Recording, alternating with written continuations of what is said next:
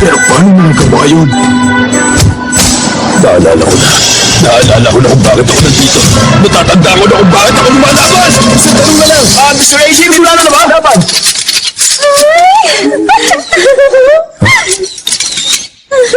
Hindi ba siya manghihingi ng autograph ko? Ha? Hindi. Isinama lang namin si Aiko. Aiko pa ng pangalan niya.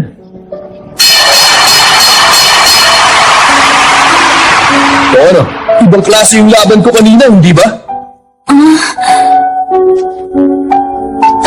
Hindi ko masabi. Nakakatakot panoorin ng boxing. Pasensya ka na, ha? Makinig ka! May good news ako! Huwag ka mabibigla! Okay na!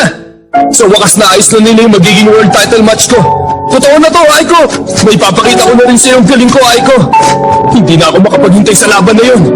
Umasa ka sa akin! Gagawin ko makakaya ko!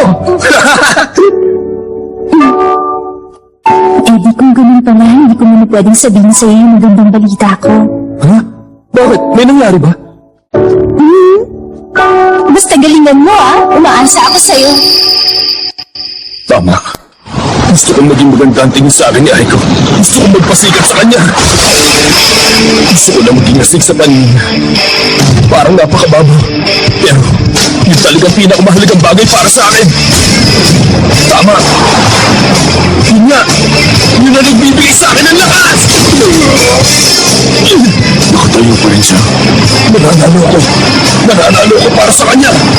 Hindi ako magmumukhang talo na sa harap ni Aiko!